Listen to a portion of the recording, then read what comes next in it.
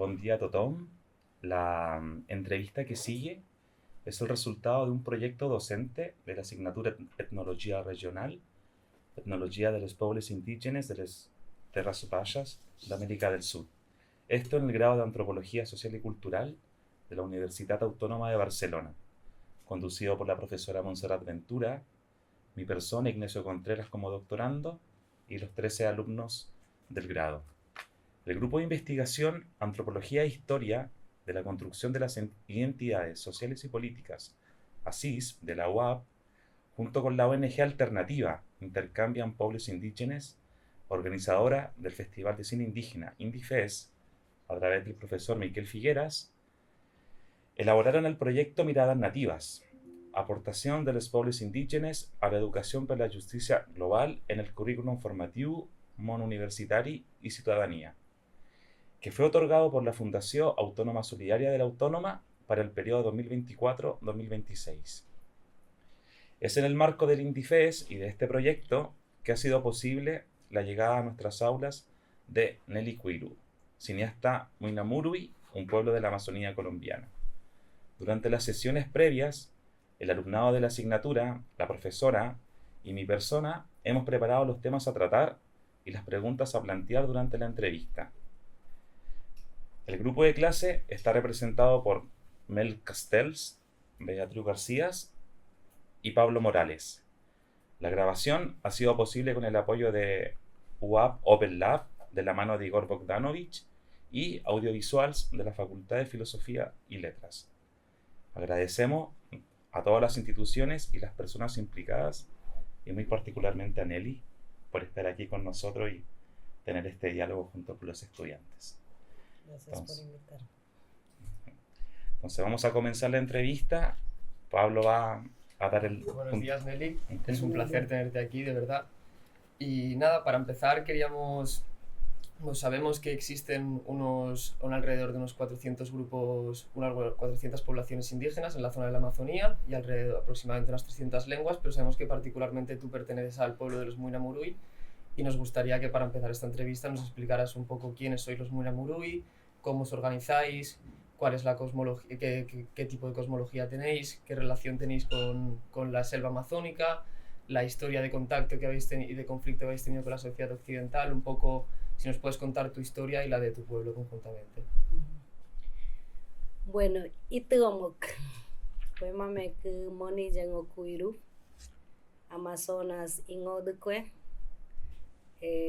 Miquel, profesora, kwe kagmare itukwe beno, homo hito komen diga kwe, uai joitukwe, ka Iyan. Bueno, muy buenos días a todos y todas. Decía que yo soy Nelly Cuiru, mi nombre tradicional es Moniyango, en nuestra lengua muru y munuca, o muina también le dicen. Moniyango quiere decir árbol de la vida y de la abundancia en nuestra lengua, es nuestros nombres tradicionales que se ponen a través de generación en generación, ¿no? Soy del pueblo muru y de la Amazonía colombiana, en este caso del departamento del Amazonas, que es el departamento más grande de Colombia, un departamento que geográficamente ocupa casi el 40% de la Amazonía colombiana. Y bueno, soy uno de los 64 pueblos que vive en la Amazonía colombiana, de los 511 pueblos que hay en la cuenca amazónica. Habitamos allí la cuenca amazónica 511 pueblos, cada uno con un lenguaje diferente, cada uno con una cosmovisión dentro de los pueblos indígenas diferentes, cada uno con formas que compartimos en algunos temas, pero también sus propias cosmovisiones. Hacemos rituales diferentes, la lengua es totalmente diferente.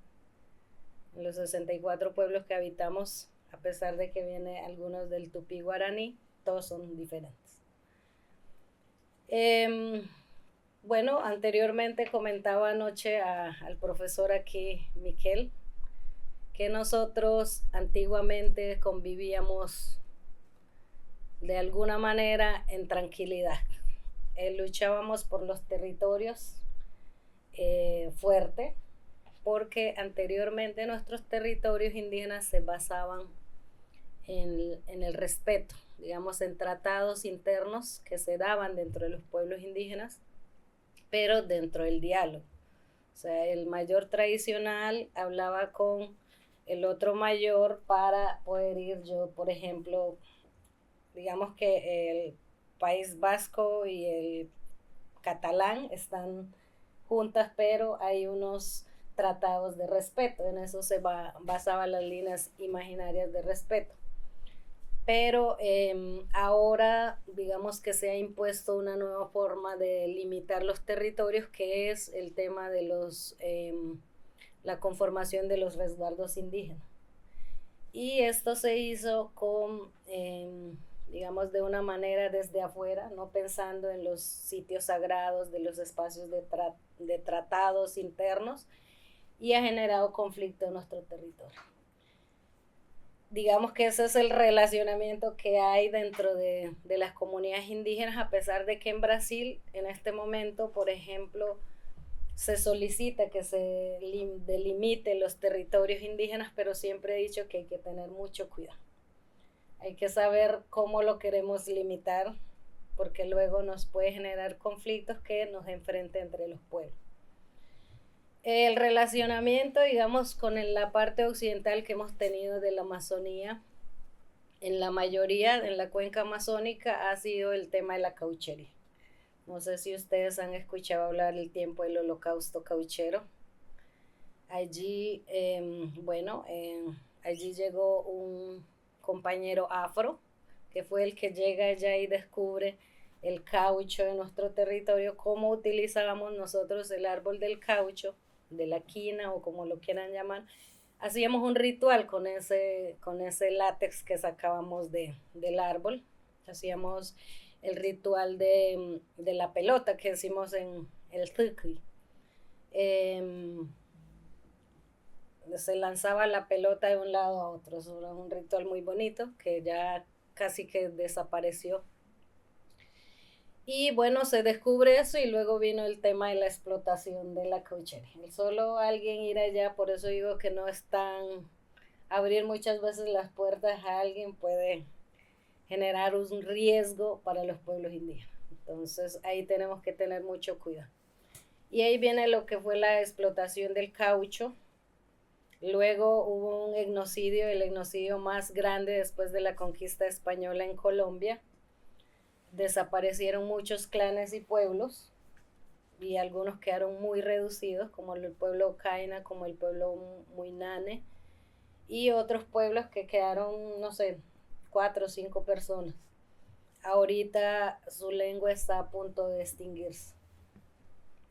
El relacionamiento, digamos que esto nos genera en el territorio va mucho más allá que solo vivir ahí. Es un relacionamiento ancestral, espiritual, no nos sentimos ajenos al territorio, no somos algo fuera del territorio o de la naturaleza, que allí hay una relación, digamos, de mucha apropiación territorial, pero desde lo propio. Por eso la gente del tiempo de la cauchería lucharon de una manera hasta algunos clanes desaparecer. Ayer hablábamos en uno de los conversatorios que uno de nuestros líderes decidió de alguna manera luchar contra los caucheros, pero una milicia enviada por el gobierno peruano acaba con este clan completamente. Él se llama Yarocamen. Yarocamena es un nombre en lengua murui que solamente se pone cuando uno va a la guerra. O sea, va con todo, si vuelve o no vuelve ya. Entonces él desaparece con su clan completamente, pero en su momento, digamos, esa fue nuestra primera relación con la gente no indígena, ¿no? Y luego viene la otra parte, después de la cohechería de este trágico, quedan muchos jóvenes, niños huérfanos. Esto fue la masacre, decía la profesora, no recuerdo, la profesora Beatriz, creo que se llama, de la Universidad de Madrid, porque ella estuvo investigando mucho. Ella decía que no podía entender cómo un ser humano podía comportarse o desatarse tanta crueldad de una persona hacia otra persona, ¿no? Hacia otro ser humano. O sea, allí se vio de todas las formas más horribles de lo que pudo pasar con los pueblos indígenas. O sea, con mujeres embarazadas les abrían los vientres, cogían sus bebés, los estrellaban contra los árboles, los quemaban vivos, les hacían heridas, los azotaban y les echaban sal, le echaban queroseno o petróleo y los quemaban juntos. O sea, se desató la cosa más horrible que pudo haber pasado en el territorio amazónico. Luego, después de este episodio, pues viene, digamos, los niños huérfanos en esta zona, casi en toda la cuenca amazónica, y vienen los orfanatos. Ahí es donde también tenemos otro relacionamiento con el hombre, digamos, blanco, que son los capuchinos catalanes. Llegan allí a los orfanatorios, pero cuentan los abuelos que era un trato inhumano también. Allí se desató una cosa horrible también de religiosos hacia los niños indígenas. Contaba mi abuelo que a ellos les tiraban bananos para que ellos se lanzaran y pelearan entre los niños. Les ponían un canasto de farina, que es como un cereal hecho de yuca, tradicional nuestro. Les echaban agua al canasto para que la farina se esponjara y los soltaban ahí para que los niños cayeran pues a coger el que más cogiera, el que más se alimentaba. Entonces había temas de desnutrición, había violencia contra los niños que también salían de una violencia. Y pues como en todas las historias también se nos prohibió el tema de las lenguas en esos internados, que no solamente estuvo en Chorrera. Chorrera es donde yo vengo, es un lugar que ancestralmente pues había grandes caciques o sabedores, como lo quieran llamar, que en un momento desaparecieron o algunos se fueron para la selva a resguardarse.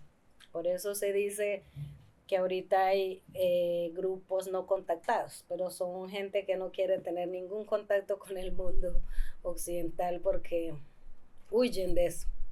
Y cada vez la presión territorial pues los va encerrando porque hay deforestación, hay expropiación de territorios, hay minería, hay actores al margen de la ley que los de alguna manera los por ahí en uno de los festivales que tuvimos estos días vimos precisamente una película de investigación que hizo pues la que van a ver aquí en el centro cultural. Uno de las películas hablan de cómo estos pueblos habitan todavía la selva, ¿no? Que no quieren tener contacto y nosotros se los sentimos a ellos en la selva y vemos sus rastros, cómo comen, dejan las semillas, pero no queremos tampoco molestarlos porque ellos no quieren saber de nosotros. Para ellos nosotros ya somos gente blanca, somos un peligro para ellos. Entonces todo esto sucede y de ahí digamos que sale el relacionamiento y las luchas de algunas personas, como ir a estudiar, por ejemplo, porque la obligación de ir fuera del territorio era que tenías que ser monja o un cura. En mi caso, yo fui una de las becadas para estudiar con las hermanas Lauritas ya en mi tiempo. Se fueron los capuchinos, pero llegaron otras monjas que eran las hermanitas Laura.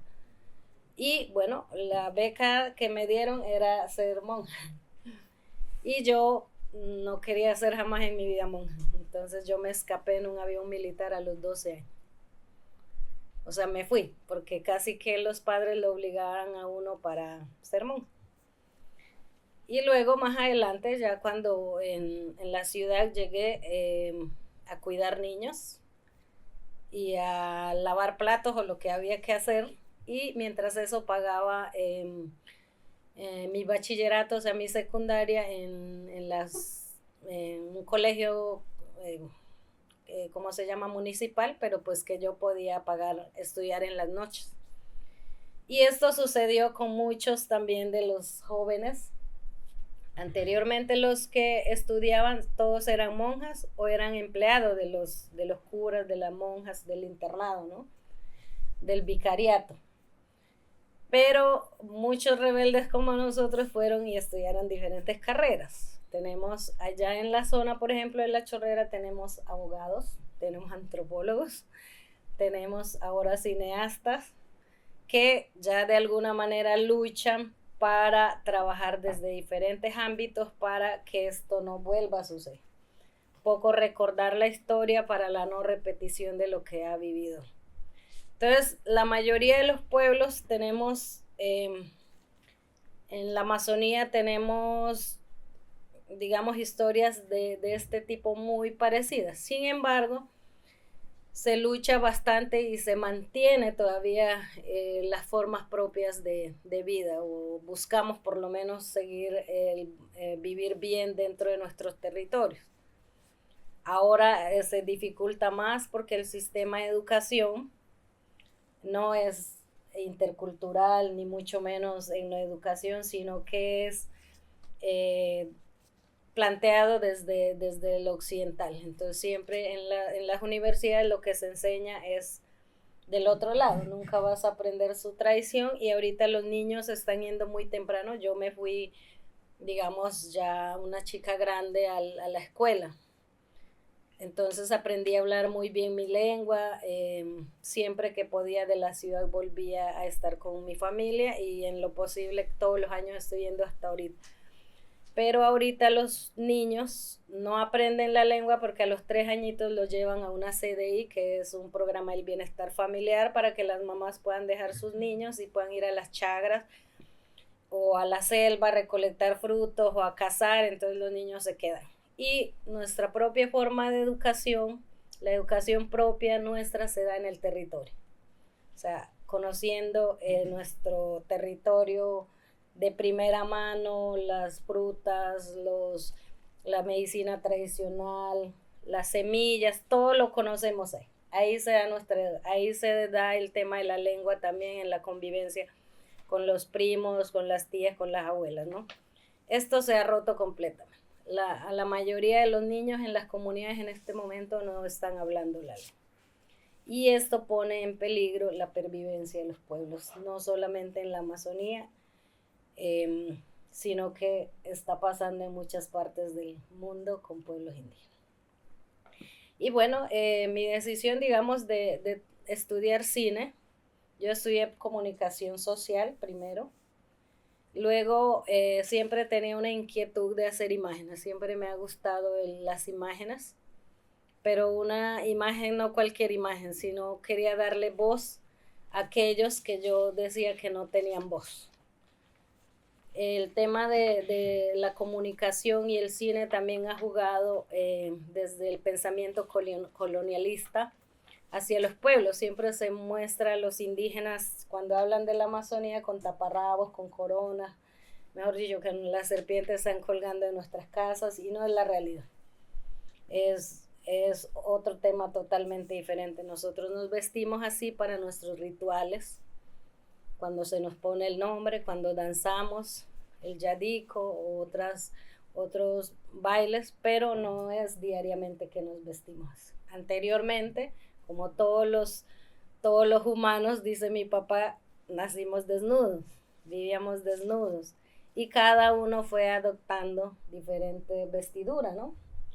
Por ejemplo, los wayú en nuestro territorio colombiano, pues ellos adaptaron una túnica que las monjas les daban, lo convirtieron en la manta wayú, y así sucesivamente cada uno fue como apropiándose de una vestimenta, de la forma de vestir. Entonces el audiovisual siempre muestra una manera, digamos, distorsionada de la realidad, y una de las luchas, no solo mía, sino que luego me di cuenta que estábamos en muchas partes, muchas personas haciendo ese trabajo de querer visibilizar la realidad que sucedía en los territorios, ¿no? A mostrar también la lucha de los pueblos indígenas desde lo tradicional o desde lo político. Y esto pues me lleva a estudiar dirección de cine y producción audiovisual, de artes audiovisuales. Y bueno, llevo muchos años, desde que tenía 20 años estoy en este tema de la comunicación, estuve 12 años como comisionada nacional de comunicación de los pueblos indígenas, conformamos la primera comisión de comunicación de los pueblos indígenas, realizamos una política pública de comunicación de y para los pueblos indígenas, planteamos un plan nacional de televisión un poco para desfolclorizar el tema de la imagen de los pueblos indígenas. Ahora teníamos otra pregunta que va relacionada con tu condición de mujer indígena. ¿Nos puedes contar un poco, a través de tu experiencia, por un lado, dentro de las comunidades, como ahora la relación con las abuelas, con las mujeres con conocimiento ancestral, y por otro lado, fuera de estas comunidades amazónicas, cómo sería, saliendo a la ciudad, tu formación y la relación con agentes como por ejemplo las ONGs, entre otros? Bueno, primero, en nuestra cultura tradicional del pueblo murui se habla de la dualidad, no se habla de hombre-mujer. En nuestra historia cuenta la historia del tabaco y la coca, que ahora pues la del tabaco y la coca, que es una planta sagrada para nosotros, ya tiene otros usos que genera muerte, conflictos, pero para nosotros, en nuestra historia de origen, cuenta que nuestro Dios, al principio del mundo, planta dos plantas que significa, o sea, que representa a lo femenino y lo masculino. Y ellas siempre están juntas, que es lo que le entrega al ser humano para que a través de esa planta pueda generar la convivencia dentro de no solamente los seres humanos, sino una convivencia entre hombre y naturaleza. O sea, un poco para equilibrar.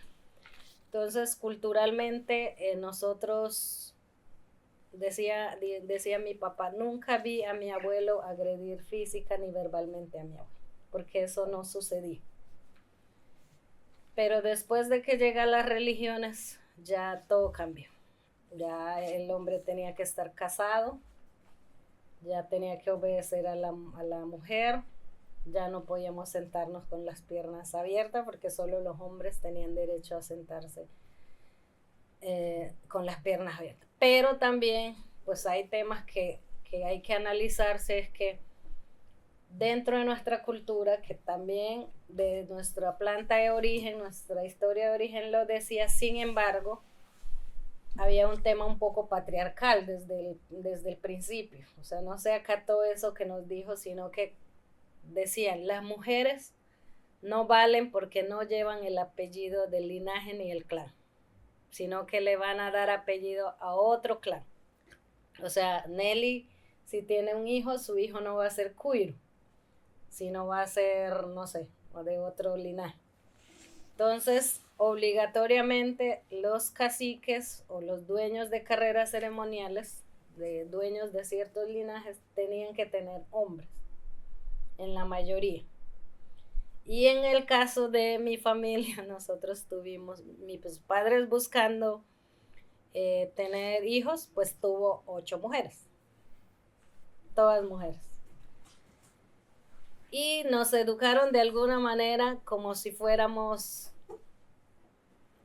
mujeres, pero también con un carácter masculino, a defender nuestro, digamos, nuestro linaje de alguna manera, y pero también había mucha discriminación dentro de las comunidades. O sea, mi mamá era objeto, digamos, de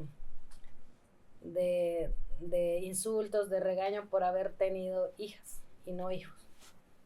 Y decían en nuestra comunidad que nosotros éramos la vergüenza las mujeres éramos la vergüenza de las comunidades, o de nuestro clan, o de lo que sea. Pero eso, digamos, la historia nuestra lo cambió, porque nosotras ahora no somos las cacicas, digamos, dueñas de las malocas, pero hemos ido al otro lado para luchar de alguna manera para seguir protegiendo nuestros territorios.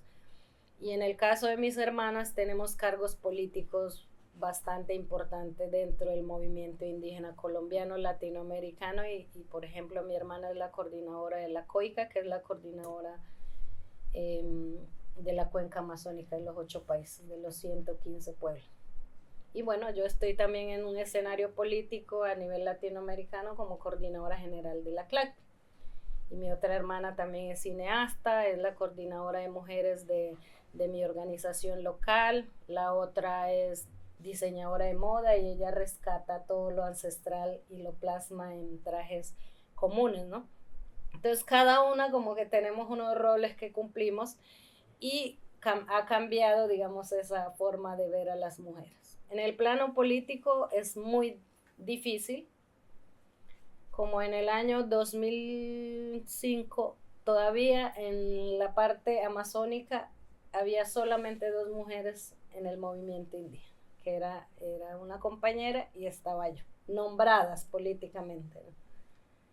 Pero fuimos reclamando como esa participación política. Ahorita hay más mujeres, sin embargo, en las culturas amazónicas son patriarcales, o sea, no nos digamos mentira, sí es muy patriarcal. El hombre dirige la maloca, el hombre eso. Entonces nosotros hemos querido romper también con ese concepto porque culturalmente no es así. Desde donde acá nosotros, por ejemplo, mi padre siempre dice, si mi madre está enferma, que es su compañera, es como la mitad de mi cuerpo, no puedo avanzar yo solo. Es como que mi mano derecha está mal, entonces no puedo avanzar. Entonces, estas concepciones que se han venido perdiendo en el plano político, lo hemos venido ganando. Y, por ejemplo, mi papá dice, yo soy muy orgullosa por lo que hacen mis hijas. En la participación política todavía, yo creo que en toda Latinoamérica nos falta mucho porque hay muchas violencias, también políticas. Mi hermana, por ejemplo, que es de la COICA, ella es frecuentemente violentada por los líderes hombres porque quieren ocupar el cargo. Y ella lo denuncia públicamente en los medios. Sin embargo, yo no estoy en lo político, pero también soy, o sea, muy fuerte en ese escenario y debato como si estuviera con otros hombres, pero no es, digamos, el deber ser de respetar a una mujer en esos escenarios políticos. Sin embargo, han venido cambiando poco a poco. Eso es como, hay muchas violencias a las líderes mujeres también. Ahorita, por ejemplo, en el Amazonas estamos formando guardias indígenas, mujeres, porque las mujeres, como me pasé de comentar, es que cuando hablan de nuestro clan siempre se habla del cacique o del sabedor o del no sé qué, pero nunca se habla de la cacica o de la sabedora, que es el motor que lo mueve todo. O sea, la mujer, dice mi papá, un día estábamos así en una reunión y otro cacique vino y le dijo, bueno, estaban discutiendo en el mambeadero en un espacio tradicional y nosotras quisimos meternos para interrumpir y decir que eso no era así. Y él nos cayó como que nos hizo esto y yo al otro día dije, bueno, ¿cuál es el tema acá que nosotros no podamos meternos? Dijo, no, es que en ese momento de discusión los hombres estamos calientes, o sea, es como un fuego. Y si ustedes las mujeres vienen, lo van a avivar más. Y el tema es que las mujeres siempre han escuchado y son las consejeras. Nosotros los hombres somos aconsejados por las mujeres. O sea, cuando porque ellas son de palabra dulce, decimos nosotros, pero no es palabra dulce de ser amigable, no, sino de apaciguar las cosas, de enfriarlo, de orientarlo. Entonces él dice, cuando yo me voy a acostar, la que me habla al oído es su mamá. Y ella es la que me orienta. Pero en ese momento de calentura es mejor que esos orientadores no estén ahí, porque ahí sí se vuelve una locura, ¿no?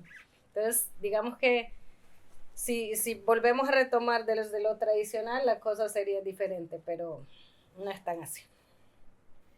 Muy bien.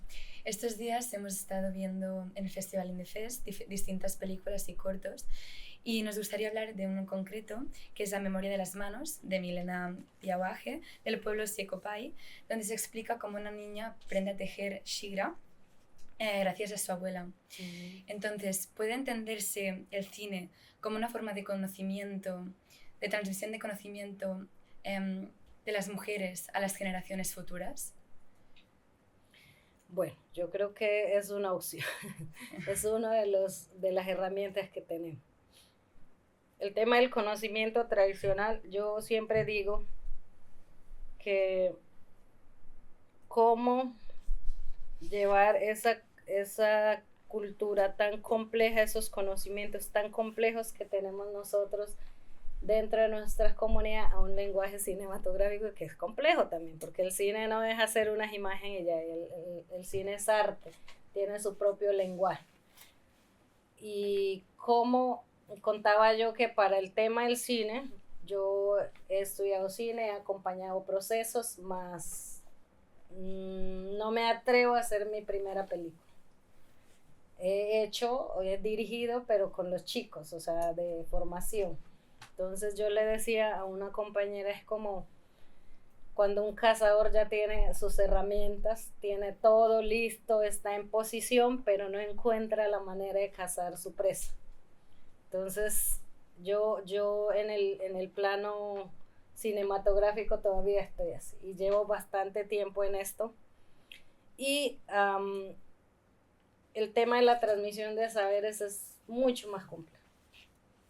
Si no sabes la lengua, es difícil transmitir esa esencia real del conocimiento tradicional. Por eso yo digo que es tan importante resguardar la lengua.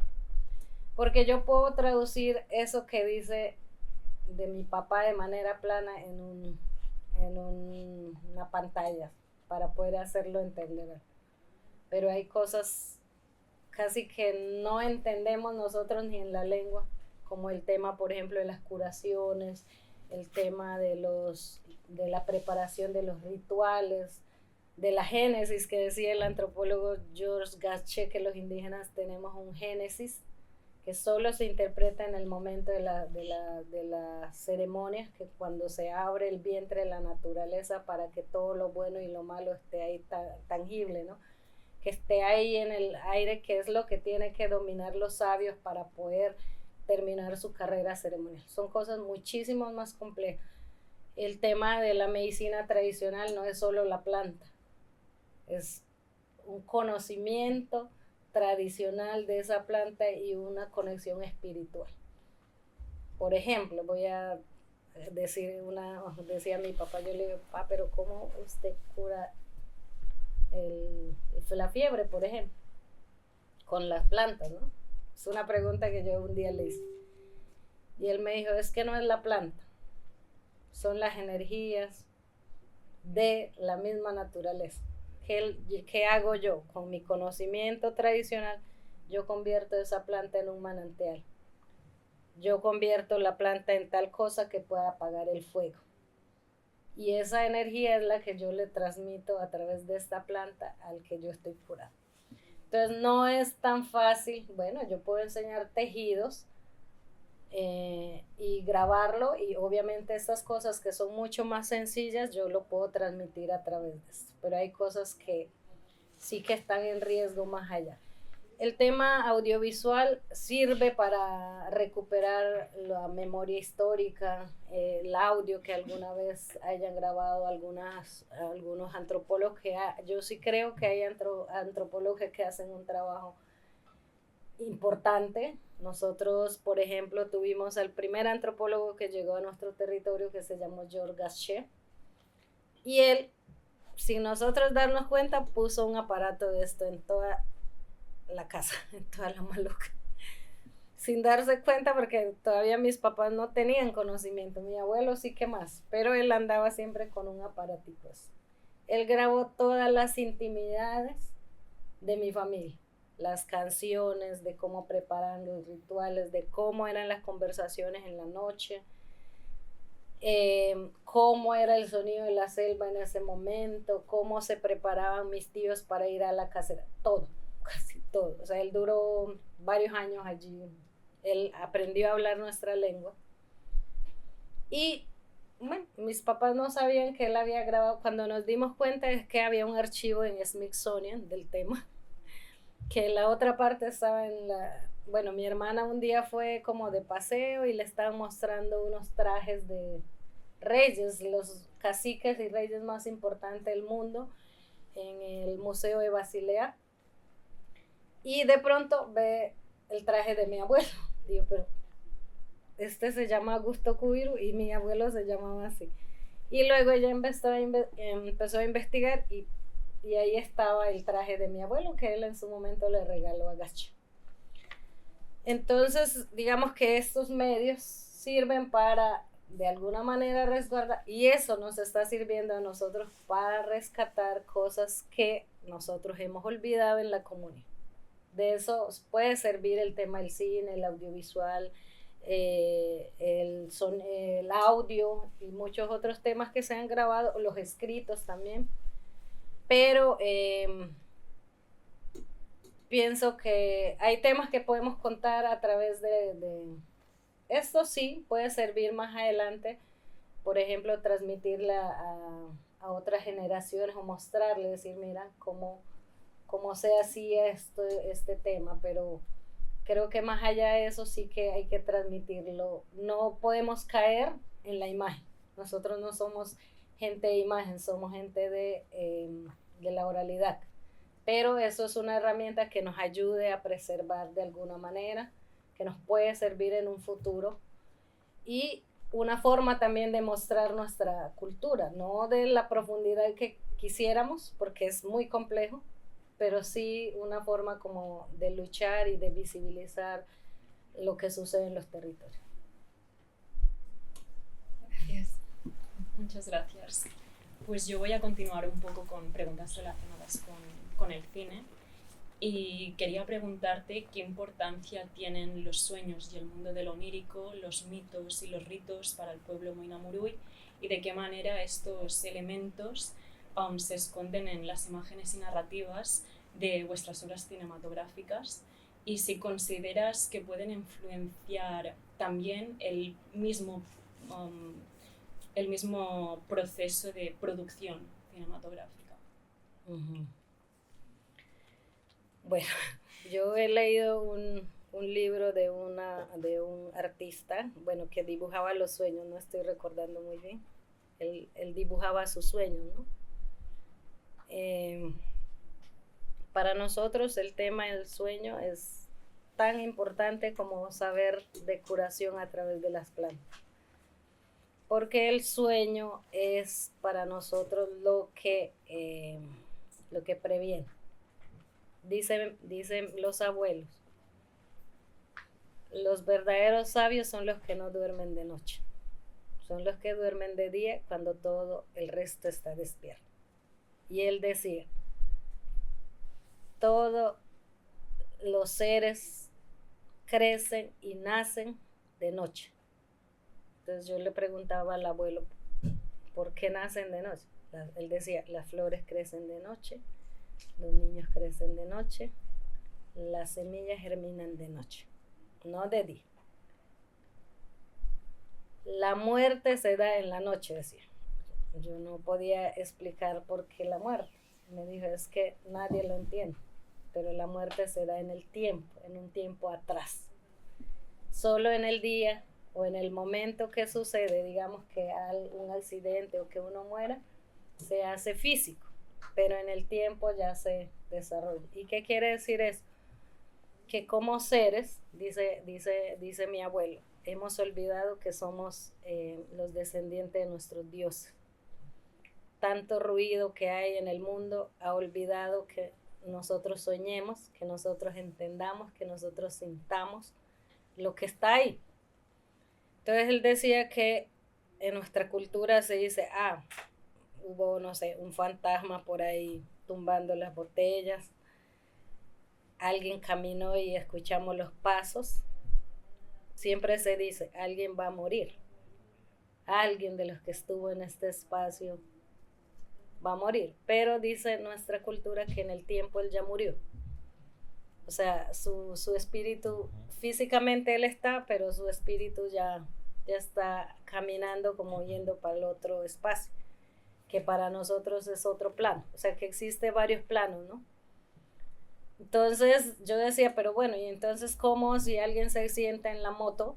Digamos que ya pasó en el tiempo. Él dijo, simplemente se está haciendo. Entonces, por ejemplo, los sabios y las sabias, para eso mambean la coca y el tabaco, para estar despierto en la noche. Dice él que a partir de las 9:30 de la noche duermen los diurnos. Y de esa hora para allá empiezan los que están despiertos en la noche. Y ellos duermen cuando la primera chicharra, el grillo. ¿Por qué? Porque ellos están escuchando, están visionando o están soñando inclusive con cosas que va a pasar o ya pasó en el futuro o va a pasar. Entonces decía mi mamá que el abuelo todas las mañanas los sentaba y les decía, bueno, Calisto se llama mi papá, Calisto y Aurelio, ustedes se van para ese lado a cazar, ¿cómo le dicen acá el pecarí? El cerdo de monte, para esa dirección, porque anoche yo soñé con esta fruta y con tal fruta, y ellos están para allá ustedes se van. Ustedes dos que iban a ir para tal lugar no pueden ir porque anoche vi una visión que puede ser que vayan a ser mordidos por una serpiente. Y todo se planificaba de esa manera a través del sueño, de las visiones nocturnas, cosa que se ha perdido demasiado, o sea, bastante fuerte. Yo sueño demasiado. Yo digo que y mi compañero me dice, pero es que es como una película, o sea, yo me levanto, hay olores, hay enamoramientos, hay amores, hay colores, hay sabores, hay niños, el soñar es muy bonito, o sea, es como que uno fuera al otro plano, ¿no? Y también se puede interpretar temas y prevenir temas. Yo todavía lo logro hacer en algunos casos, no tanto como mis abuelos, pero sí lo puedo hacer. Y sentir la energía de la gente. O sea, alguien decía, hay gente que me entra como no me entra. Hay gente que por más que uno quisiera que le entraran, no le entra. Algunos somos muy sensibles con esos temas. Y lo pone nervioso y lo pone mala. Entonces, todos estos sentimientos están todavía, pero se han olvidado en el tema. El tema del cine, y decía los rituales son parte de todo esto que acabo de contar. Es una forma de planificar, de subsanar. Nosotros hacemos el ritual del yadico. El ritual del yadico es uno de los rituales más importantes. Hay muy pocos escritos sobre el ritual, pero es un ritual de fuego. Decían que la gente que hacía eso era mala, decían los antropólogos. Decían que éramos gente mala porque eso era de un ritual caliente.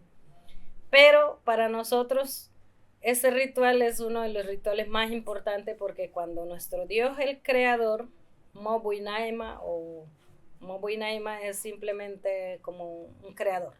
Buinaima es porque es bonito, es lindo, es maravilloso. Cuando él llega sobre la tierra, reparte pues las lenguas y todo, da las dos plantas tradicionales. Antes de ir al origen, él da las ramas de la planta de la abundancia, que para nosotros se convierte en la yuca.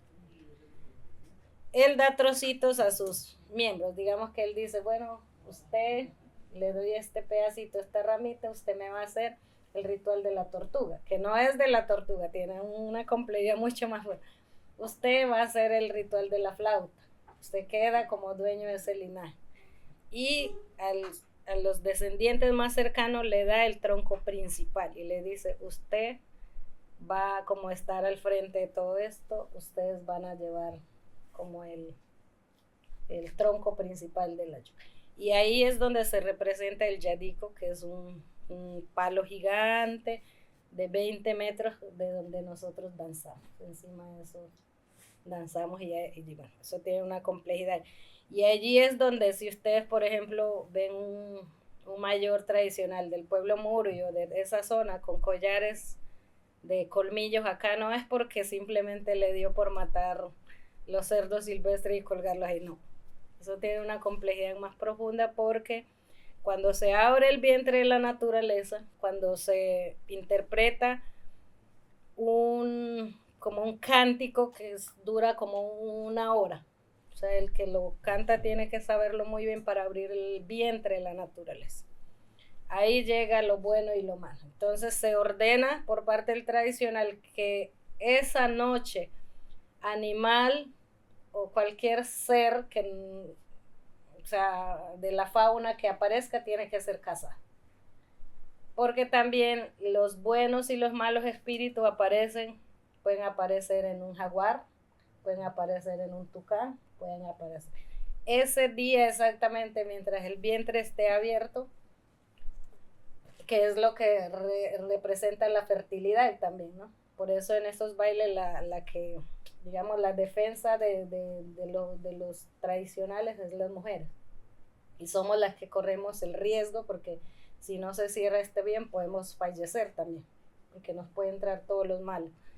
Entonces allí se caza entre ellos el jaguar, la anaconda, el tigrillo. Y no lo caza el dueño, lo caza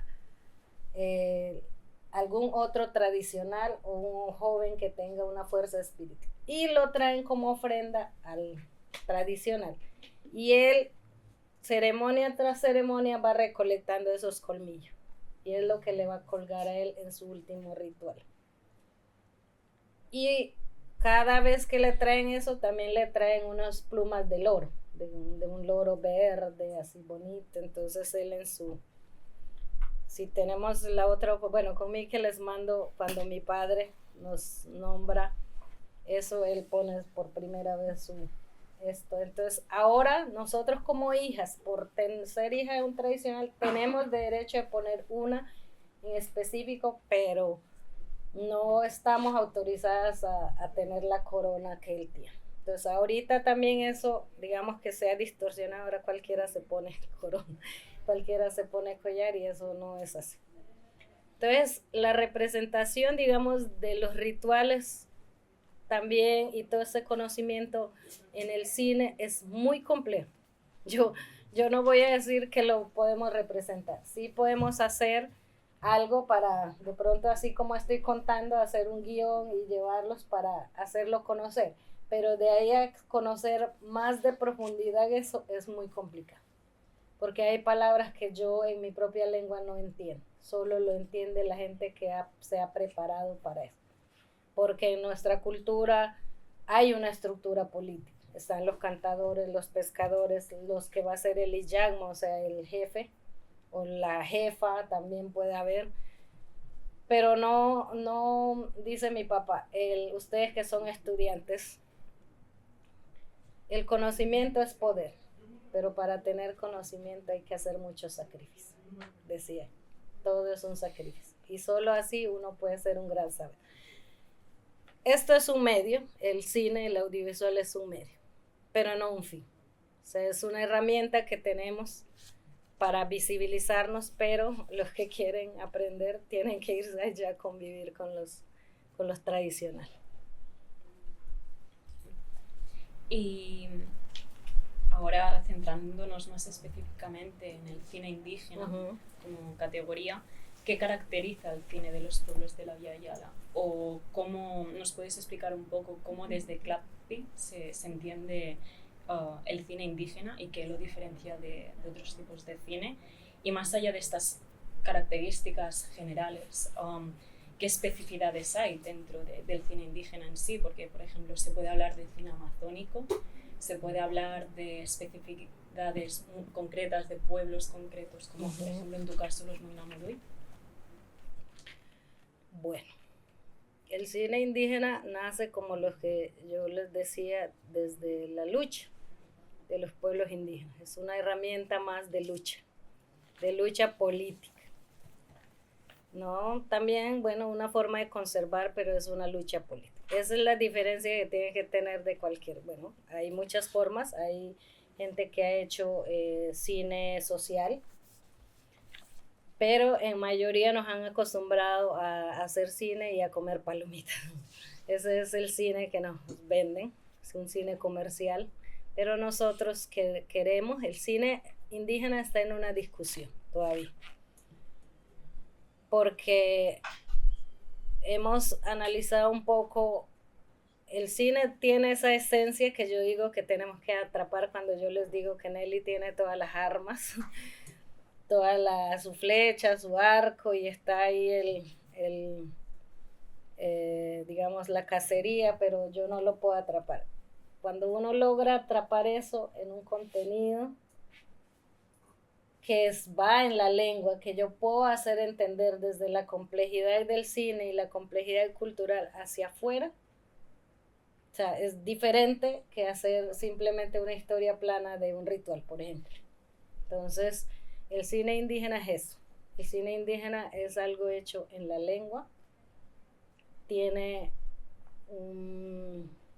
¿cómo diríamos?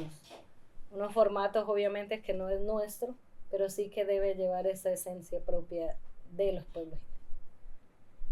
Yo puedo hacer una película de los catalanes, por ejemplo, pero yo no conozco la lengua, puedo investigar, puedo aprender, pero no es lo mismo que un catalán lo cuente, o un abuelo, un sabedor catalán lo cuente. Eso hace el cine diferente al otro. Pero digamos que el cine indígena también nace, por lo menos en Latinoamérica, para visibilizar las luchas territoriales en defensa de la vida de los pueblos indígenas. Por ejemplo, en el Cauca nace en un momento donde a la Guardia Indígena se le tildaba de guerrilleros. Él decía, no, esos son unos guerrilleros ahí encapuchados, no sé qué, y los mataban y los pasaban por falsos positivos y todo este tema, ¿no?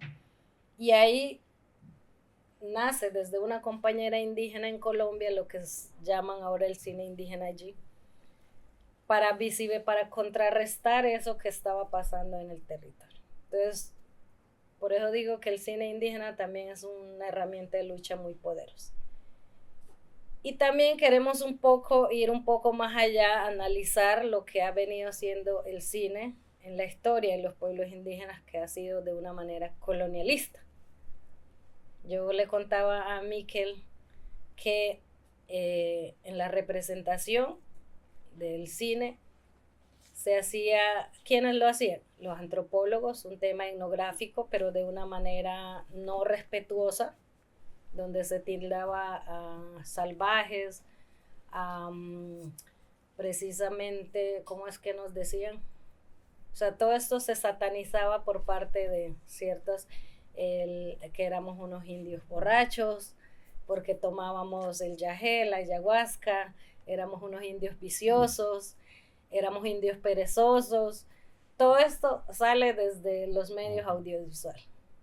Pero también luego llega la religión, donde dicen que donde los indígenas éramos, ¿cómo se dice eso? Idolatrábamos a dioses falsos, nuestros rituales eran satánicos, nuestra lengua era una lengua satánica. Eso, yo hice una investigación sobre el tema y es lo que yo muestro en estos escenarios. Le digo cómo vino el cine representando y cómo cambia de alguna manera en este momento cuando se apropia y lo que llamamos el cine indígena. El cine indígena también hay en una discusión porque también hay personas no indígenas haciendo cine indígena, entre comillas, pero yo siempre digo que es un cine hecho con los pueblos indígenas y hay un cine hecho por los pueblos indígenas. Esa es la diferencia entre los dos. Yo le decía a una compañera, yo no puedo ir a interpretar su mundo cuando yo no conozco. Yo no puedo meterme a su casa a querer interpretarlo cuando usted sabe cada cosa dónde está en su lugar, como por qué lo tiene, todo eso, ¿no? Yo no lo puedo hacer. Entonces, tenemos que tener mucho cuidado en eso porque contaba hoy yo a Miquel que muchas organizaciones están llegando a nuestros territorios. Ahora, porque hay dinero para hacer audiovisual, porque hay dinero para hacer cine, y están llegando a nuestros territorios a hacer contenidos, entre comillas, cogen a un muchacho que no sabe que ni siquiera la lucha propia de sus organizaciones en temas de comunicación, y los cogen y les ponen de director o los ponen de esto, hacen firmar al cabildo gobernador un documento y dice que lo va a hacer el cabildo, pero es hecho por otra gente. Entonces, o que están llegando a formar, entre comillas, en temas de comunicación desde un pensamiento occidental. Porque el cine indígena nace también de una formación política, nace de una apropiación decíamos un momento, primero reconocernos quiénes somos, dónde estamos, para dónde queremos ir. Y el cine nace desde ahí, como una forma de lucha. Entonces, en nuestra escuela nosotros formamos primero en la apropiación de los jóvenes, por ejemplo, digamos que aquí puedo decir, no, todos los jóvenes, ¿por qué se considera ustedes catalán? ¿Por qué? O sea, primero díganos eso, por qué es importante, por qué hablamos una lengua, por qué seguimos en esto. Una apropiación y luego identificamos cuáles son esas formas de comunicación. Para nosotros la comunicación no son estos aparatos. Para nosotros la comunicación es la comunicación de interpretar la naturaleza, como lo que contaba yo sobre la medicina, sobre los sueños, sobre interpretar la naturaleza, a qué horas son las 5 de la tarde, ya está cantando tal chicharra, ay, ya cantó la chicharra, son las 6 de la tarde, a la casa, a ver por dónde va el sol para ya saber cuándo tiene que regresar uno a casa o cuándo salir a trabajarnos. Sabemos cuándo va a llover, cuándo no sé, cuándo va a ser verano. El conocer el territorio es lo que nos hace ser, digamos, comunicadores indígenas. Luego, una apropiación política desde lo tradicional también. ¿Cuáles son esas formas propias de gobierno propio? Y luego también nos vamos en el gobierno actual, donde estamos también metidos nosotros en el gobierno occidental. Después de apropiarse como líder, ya puedo decir, bueno, ahora sí yo puedo ser un comunicador, ahora sí puedo, ¿para qué voy a hacer este contenido? O sea, debe tener un objetivo, para quiénes, para qué yo quiero hacer. Porque si no vamos a caer, yo hoy contaba a Miquel también cuando veníamos, es que como hemos perdido la lengua, como hemos ido muy jóvenes a los colegios, a los internados, pues ahorita está regresando jóvenes capacitados en la academia, pero que no tienen esa formación política. Entonces lo que pedimos es ahora, bueno, ustedes fueron a la academia, pero ahora tienen que volver a las escuelas propias de comunicación porque también se está cayendo mucho en el sensacionalismo, yo digo un autoindigenismo, ya que vamos a mostrarnos como nos quieran ver, ¿no? Que me voy a ponerle el traje típico para que vean que yo soy indígena, y es lo que está pasando con él. Y ponemos, que es lo que discutíamos en el cine invisible de Bilbao, es que eso tan complejo de la cultura lo ponemos simple en los contenidos, pero o sea, entonces queremos hacer un cine convencional como cualquier otro, o sea, ¿qué diferencia hay entonces entre lo indígena y lo...? Entonces el indígena tiene que tener esa formación política, tener claridad de lo tradicional, de la complejidad de la lengua para poder llevar, inclusive pues, saber hablar varias lenguas para poder de alguna manera interpretar, porque no es lo mismo, digamos, Nelly interpretar un tema del ritual del Yarico que otra persona que venga y aprenda unos días y pueda decirlo en castellano, ¿no? Yo mínimamente puedo tener un alcance en castellano, pero pues no es lo mismo hablarlo en la lengua porque se pierde mucho como la esencia, eso que tiene eso, ¿no? Entonces, el cine es eso. Para nosotros la comunicación es eso, es una herramienta de lucha política y de resistencia. Y en relación a las especificidades de, por ejemplo, las categorías, que creo que lo mencionaste incluso en el índice del cine amazónico, o sea, ¿por qué utilizáis? ¿Qué finalidad tiene? Bueno, yo creo que más allá del cine amazónico tenemos que dejar ya de ser. Hay alguien que salió estos días que un cine ecológico y luego van a salir con otro. Entonces, y ahorita nos están metiendo el cine comunitario. Y por ejemplo, mi comunidad ahora está invitando en cine comunitario. Sí, comunitario es porque lo hacemos de manera colectiva. Pero no nos olvidemos que nuestra lucha es esa categoría de, seamos amazónicos, seamos de la sierra, seamos de donde sea, la lucha es por tener una categoría de cine indígena. El amazónico entra dentro de lo indígena, todos somos pueblos originarios. Entonces, pienso que eso de querer nos separa más de alguna manera. Que creo que es lo que pasa dentro de nuestro movimiento indígena, porque los caucanos quieren cine caucano, los amazónicos quieren cine amazónico, pero no, eso hay que dejarlo al lado porque esas cosas nos dividen. Mira, es que justo una de las preguntas que teníamos anotadas iba un poco en relación a hacer cine de manera colectiva, que es que en algunos, o sea, se está tendiendo a pensar que el cine indígena es solamente esta forma colectiva de hacer cine, como por ejemplo ahora en el Endifest hemos encontrado diferentes pelis, como por ejemplo en un Cuic, que explicaban que se había hecho de esta manera asamblearia, pero al mismo tiempo también hemos visto otras producciones que son más propias del cine de autor. O por ejemplo en la serie del Buen Vivir vemos que se está como profesionalizando más estos roles. Entonces, un poco en relación también a lo que ya estábamos hablando, si nos puedes contar cómo ves esta hibridación de formas de producir, también desde tu experiencia en la CLACTIC. Hay un tema que yo puse sobre la mesa en este nuevo gobierno cuando hacíamos la consulta previa libre e informada, es el tema del derecho de autores colectivos. O sea, ese cuento de que si Nelly va a contar el Yadico no es historia de Nelly. Nelly lo puede dirigir técnicamente, porque es lo que aprendió a hacer. Pero la historia nuestra es colectiva. Y eso en el mundo no se está entendiendo. Porque solamente hay actores con derechos para derechos de autor, derechos de imágenes, pero no se reconoce. Digamos que en la antropología, en las investigaciones institucionales, ha habido ese error grandísimo. Porque ¿qué es lo que sucede cuando yo voy a investigar, digamos, ustedes son una comunidad, como estudiantes, como de la universidad, son colectivos. Y ustedes hicieron un trabajo en conjunto, porque todas esas historias de origen, todos esos cantos tradicionales, todas estas ceremonias son colectivas. Las curaciones son colectivas, porque se transmite de generación de persona a persona. O sea, no hay un solo actor.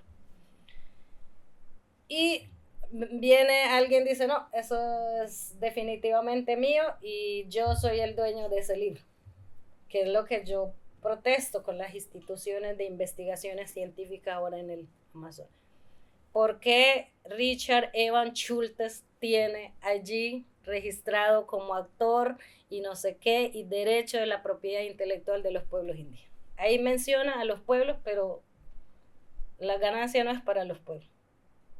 Entonces, ahora el tema del cine es, si yo definitivamente cuento una historia, yo tengo que pedirle permiso de quién es esa historia. O sea, si es del pueblo Murui, ¿a quién puedo pedirle? ¿A todo el clan? ¿A todo el pueblo? ¿De quién es eso? Y ahorita estamos en una discusión porque la OMPI, que es la Organización de Naciones Unidas, que entre comillas regula eso, pero para, por ejemplo, si yo hice una cámara, un computador, un invento, pues yo lo puedo patentar como Nelly. Pero en el caso nuestro es difícil y nadie reconoce esos derechos. Entonces, desde Colombia estamos haciendo ese trabajo. Y cuando yo puse en la mesa, dije, ¿cómo hace que derechos colectivos? Yo, claro que son derechos colectivos. Yo voy a contar una historia, no sé, de lo que acabo, del origen de la planta de la coca y el ambil, por ejemplo. Eso no es historia mía, eso es algo que me transmitieron de generación en generación mi comunidad, mi pueblo o mi clan. Entonces, estamos en el trabajo de eso, de reconocer todos esos temas, pero la gente se asusta porque entonces ya no va a pasar como en el libro de Richard Evans Schultes, ya el conocimiento no va a ser netamente de él.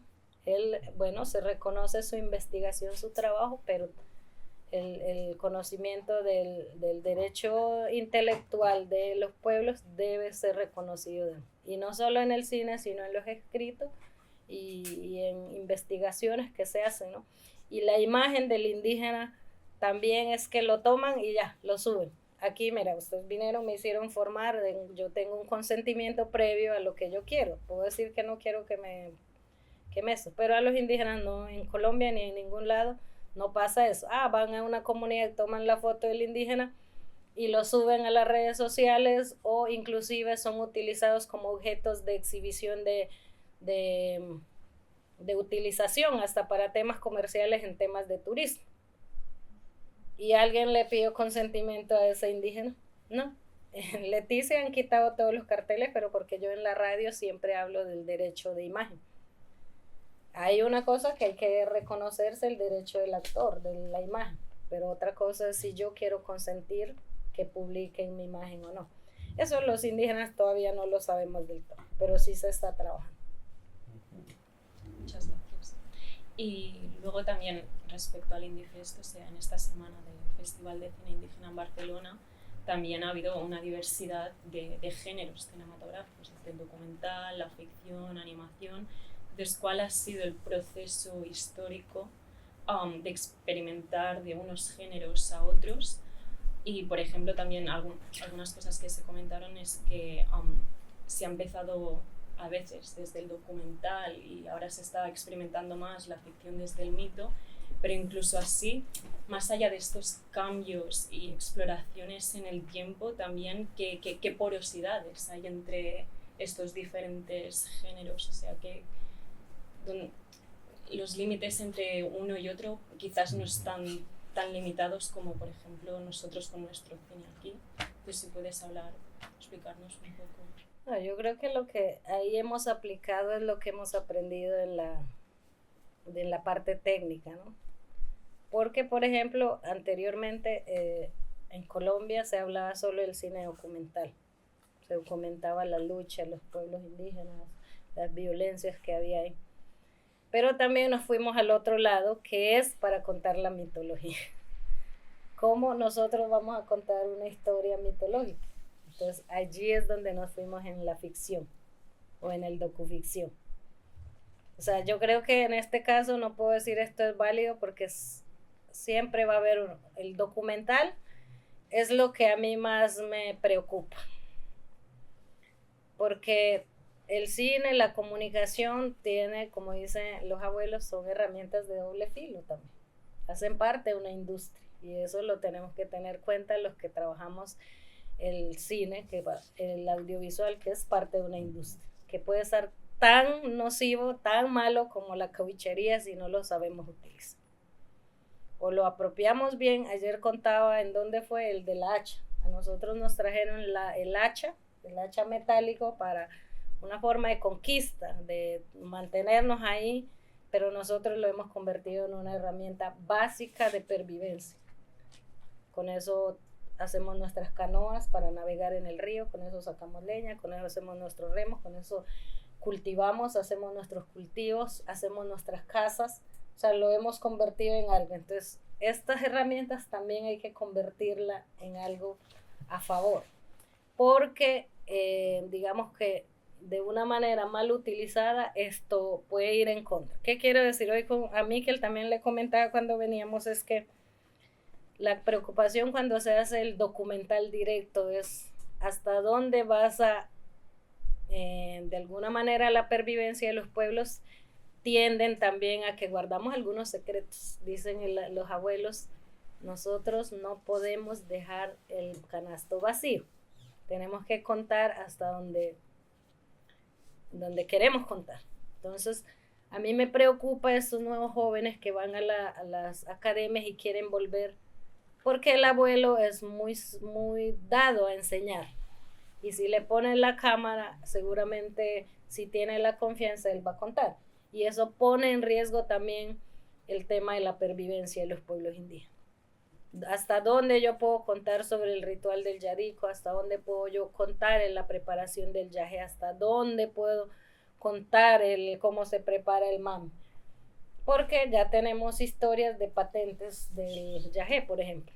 Una lucha de Colombia que hubo bastante fuerte con alguien de Estados Unidos que fue y patentó el yaje. Entonces, esto puede, y ahorita están llegando mucho con el nuevo boom de la comida tradicional es lo mejor, no tiene químico.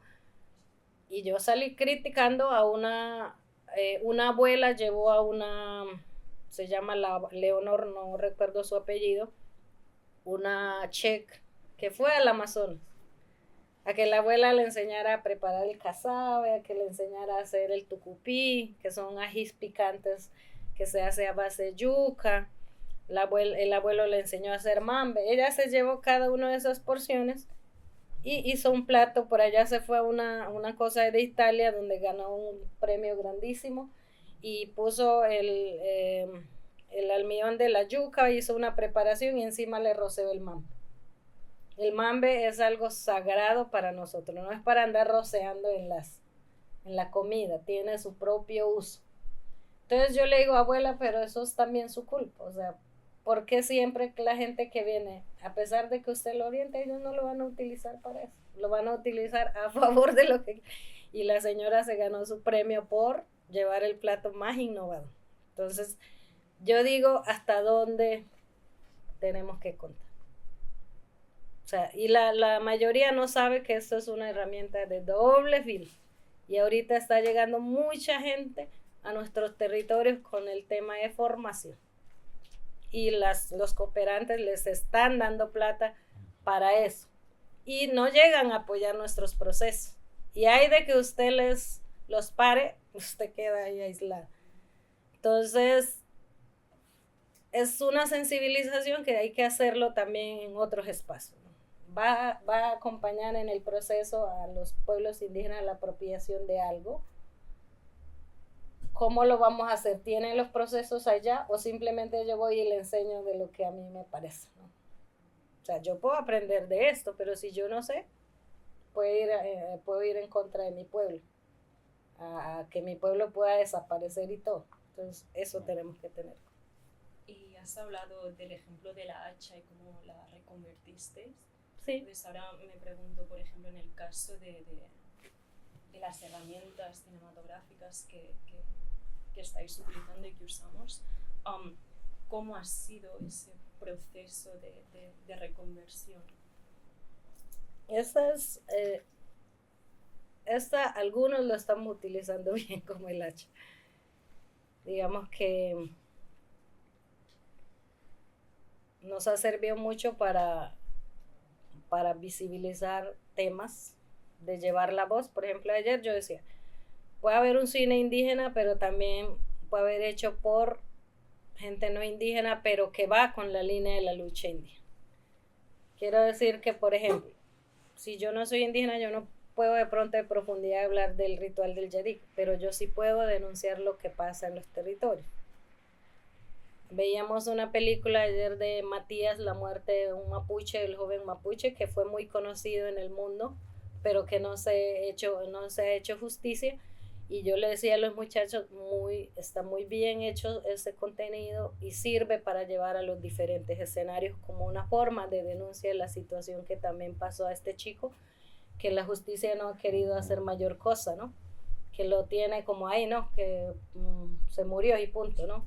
Entonces, esas son digamos, las formas de apropiación de los medios que tenemos. Por Por eso decimos formación en medios propios y apropiados. Ayer yo comentaba, cuando hablamos de medios propios, pues hablamos obvio de lo tradicional, pero apropiado en doble sentido. Apropiamos es que cogemos algo que no es suyo, pero también hacemos algo apropiado para los pueblos indígenas, que es lo que hablábamos que se hacía antes, ¿no? Desde la etnografía, desde la religión, se hacía películas un poco hablando de los salvajes, incultos, perezosos, caníbales, de todo. Entonces, aquí un poco revertir eso, pero desde una manera respetuosa, ¿no? Nunca ir a atropellar a nadie, ni hablar de una cultura que uno no conoce.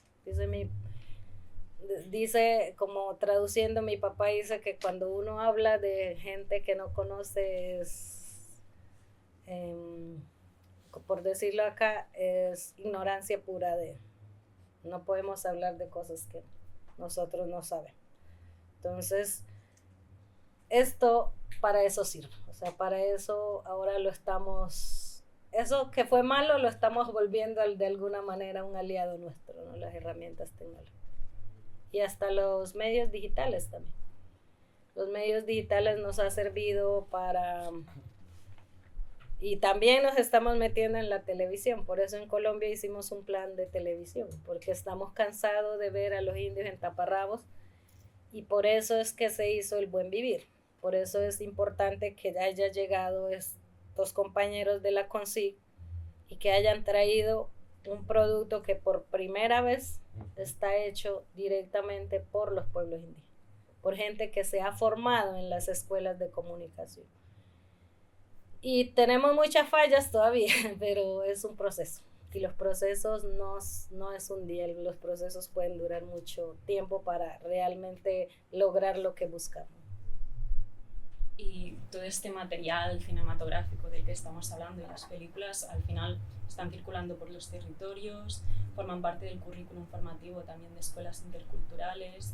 ¿Qué pasa con todas estas circulaciones de imágenes y narrativas, ¿no? Y al mismo tiempo cada vez hay más interés por el cine indígena desde Occidente. Entonces, ¿cómo se realiza y cómo has vivido desde tu experiencia también el viaje de estas imágenes a través de, por ejemplo, la emergencia de festivales de cine indígena fuera del territorio, como el caso del Indifest esta semana? Bueno, digamos que los objetivos también de hacer contenidos es para proyecciones internas, en la mayoría. O sea, la escuela lleva, ¿cuántos años lleva la escuela? 10 años. Y en 10 años nosotros tenemos como 3 cositas colgadas en YouTube.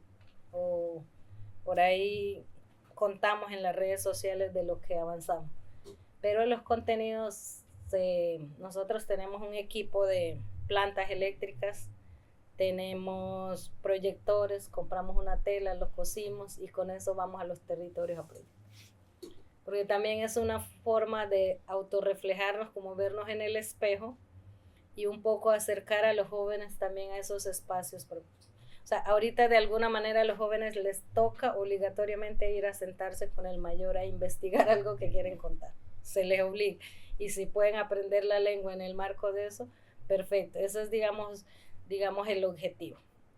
Ya en el tema de circulación, también hemos tenido mucho cuidado porque se da para muchas cosas. Como yo decía ahorita, el gobierno no lo va a aceptar. O sea, olvídate que los gobiernos van a aceptar un tema, no. Nosotros en Colombia hicimos una minga donde murieron 9 guardias indígenas en la Delfina Cauca, cuando estaba el gobierno santo. En el marco de esa minga se negoció unos puntos de concertar con el gobierno y exigir ciertos derechos al gobierno, porque decimos nosotros, el derecho no se mendiga, se exige. Entonces pusimos ahí en el punto 98 por allá, que exigíamos al gobierno hacer una política pública de y para los pueblos, teniendo en cuenta de cómo se violentaba y se atropellaba los derechos de los pueblos indígenas, diciendo que los guardias eran guerrilleros o paramilitares que ponían en riesgo la vida de esos pueblos. O Solo así logramos nosotros conseguir una política pública y exigir también en el marco de la Mesa Permanente de Concertación, y nos acogimos a todos estos derechos internacionales como el de la OIT y la Declaración de las Naciones Unidas para Pueblos Indígenas y no sé qué, cogimos y le dijimos, necesitamos que nos garanticen eso. Y de ahí nace las dos producciones estas que ustedes traen, que trajimos acá para verlas, que es Voces y Territorios y El Buen Vivir. Digamos que viene este proceso y la exigencia al acceso a los medios de comunicación de una manera, digamos, igualitaria. Entonces, exigimos que nuestros contenidos tenían que llegar a una plataforma de televisión. Y ahí, bueno, y exigimos que esos derechos no lo iba a tener el canal, sino que esos derechos va a ser de los pueblos y de los colectivos, ni siquiera de la comisión, ni siquiera de la mesa permanente, sino de cada pueblo. Entonces, digamos que si se quiere proyectar esto, pues entre todos se busca. Aquí los comisionados han sido formados, la mayoría en procesos colectivos, y ellos ya saben cómo esto. Para de pronto de afuera no se ve como una lucha importante, pero allá en Colombia. Y allí también nacen las escuelas de comunicación, y cuando ya estaban conformadas las escuelas de comunicación, pues el gobierno dijo, hay que apoyarlas. Entonces yo digo a los compañeros, si nosotros no hacemos nuestros propios procesos, si nosotros no nos apropiamos de las cosas, nadie lo va a hacer. No hay garantías del gobierno. Inclusive la CASI es la organización que agrupa a todos los gobiernos de Latinoamérica, y son los que, digamos, instan a los gobiernos de qué tema tienen que hacer sobre políticas públicas, sobre leyes, pero realmente ellos hacen lo menos que pueden. Porque lo que hacen es homogenizar todo, ¿no?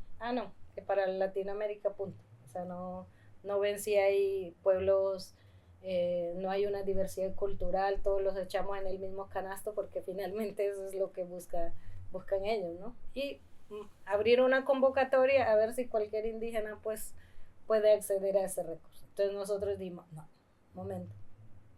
Nosotros, entre comillas, somos pueblos minoritarios con unas leyes especiales de protección, no somos como cualquier otra gente, tenemos problemas sociales, problemas territoriales, y exigimos que se garantice ciertos temas de derecho. Entonces, así nace la mayoría de los procesos de comunicación en los territorios. Bueno, el cine, que se viene hablando hace mucho rato en Latinoamérica, pero que tiene falta de garantías, porque si hacen un cine, pongamos El Abrazo de la Serpiente y El Buen Vivir.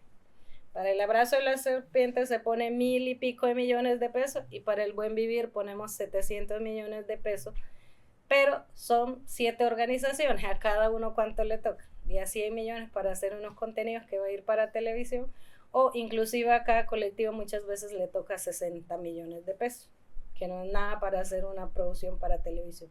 Entonces siempre hay todavía ese desequilibrio de no, como es indígena le damos lo mínimo. No hay unas garantías reales en temas de cine, audiovisual, comunicación. No hay. En todo Latinoamérica. Pues nada, Nelly, para ya un poco cerrar toda esta gran conversación que hemos tenido, en la que han salido temas muy relevantes, queríamos preguntarte por una cuestión que nos concierne un poco más a los antropólogos de fuera de los territorios amazónicos, y es cómo podemos comprometernos e involucrarnos con estos procesos creativos y la formación de estos audiovisuales, manteniendo esa esencia, como has estado diciendo antes, y sin intentar decir más de lo que se tiene que llegar a decir, y cómo podemos ayudar a que la divulgación de estos formatos cinematográficos sean positivas, sobre todo. Hay que ir a los territorios primero, hay que saber cuáles son realmente los intereses de los pueblos. Y vuelvo y repito, por ejemplo, ahorita está no solo de comunicación, llegan muchos recursos en el territorio, pero muchas veces no es lo que necesita la gente. O sea, nosotros hicimos una escuela de comunicación, pero porque lo necesitábamos. O sea, era urgente visibilizar lo que está pasando. Y tenemos aliados. Hablaba aquí la compañera en el INDIFES. El INDIFES ha sido un tema de alianza. No nació porque los catalanes nos dijeron vamos a hacer esto y punto. Hubo una alianza en su momento y la idea es mantener esa alianza, que tiene que ser mutuo, tiene que ser concertado y hacerlo en conjunto siempre, ¿no? Pero no siempre pasa eso. Ahorita hay muchos festivales indígenas que no sabemos ni quiénes lo están haciendo. Y el tema de la antropología, pues siempre, últimamente los indígenas cuando dicen un antropólogo se quedan allí, ¿no? Pero también, por ejemplo, el trabajo que hizo Gaché sin autorización en su momento, o le habrá hecho firmar a mis abuelos, que ellos no sabían ni qué era, pero que nos ha servido a nosotros. Y debe haber unos derechos compartidos también. Yo creo que cuando uno hace una investigación, si ella y yo estamos trabajando, son derechos compartidos. No siempre tenemos que jalar hacia el investigador, ¿no? Porque eso sucede mucho en el temas indígenas. Como yo siempre pongo de ejemplo lo de Schulte, ¿no? Él se pegó a su viaje. Seguramente allá los indígenas tampoco sabían qué era lo que él estaba, pero les dieron su secreto, él escribió eso. Y eso, entonces, que esto yo le decía a Miquel también hoy, las investigaciones deben volver al territorio. O sea, no pueden quedarse en un cajón, no pueden quedarse en una biblioteca, tienen que volver de alguna manera. Nosotros, gracias a esa investigación que hizo Gaché, ahorita nos vamos para Basilea, a Suiza, a hacer que es irónico, ¿no? Él fue a hacer investigación en nuestro territorio, ahora nosotros vamos a hacer la investigación de cosas que hemos perdido. Y él siempre fue una persona que estuvo muy agradecido porque de alguna manera él se benefició y es uno de los antropólogos más reconocidos en temas amazónicos por el trabajo que él hizo con mi familia. Y él siempre estuvo mandando, bueno, primero nos mandó un Betamax, que no sabía ni para qué en la comunidad lo dañaron. Luego mandó un había otra DVD, que también nos sirvió para. Luego compró un videobeam para que nos autoviéramos y escucháramos, mandaba grabadoras para que escucháramos nuestras propias voces allí, ¿no? Y aparte, él dijo, no, pues yo tengo que como devolverle esto a la comunidad. Por ejemplo, mi hermana es abogada, es gracias a que el instituto donde él trabajó pagó la carrera de mi hermano. Entonces, más allá de esos pagos físicos, yo creo que sí debe retornar para que fortalezca también los trabajos hechos. Y no llegar como con ese carácter antropólogo, como porque la gente, por lo menos en la Amazonía, cuando dicen antropólogo ya se chocan, pero creo que es un trabajo muy importante que hacen para también mantener la memoria histórica de un país, de un pueblo, y hay que hacerlo desde desde la parte humana, ¿no? Desde la hermandad, desde el trabajo colectivo, desde compartir todo esto, porque es lo que reclamamos, ¿no? Es el que, hicieron este libro, se fueron, el derecho de autor todo lo tiene el otro, el derecho de no sé qué lo tiene el otro, pero la gente no se le reconoce el trabajo. Yo creo que es eso. Hay que ir allá al territorio, es muy importante que uno vaya allí y se meta en se meta en el cuento. Por ejemplo, este señor vivió varios años en nuestra comunidad, aprendió a hablar la lengua y él se convirtió en los hermanos de mis padres. Mi padre tenía 18, 16 años, toda la vida se dijeron hermano, él era suizo-americano. Y él le decía ama quiere decir hermano. Ama, miren, o le decía a mis tías. Y hablaba la lengua, era bien recibido en mi comunidad. Y se convirtió en parte de la familia. Entonces pienso que cuando se comparte también estos conocimientos, pues uno de alguna manera se va familiarizando con la gente, ¿no? Eso. Muchas gracias, Nelly, de verdad. Sí. Bueno, con estas palabras de Nelly, que nos invitan a la reflexión, ¿no? Te queremos agradecer por tu presencia aquí, por compartir con los estudiantes acá del Departamento de Antropología. Y bueno, damos por concluida la entrevista. Muchas gracias. Bueno, gracias a ustedes.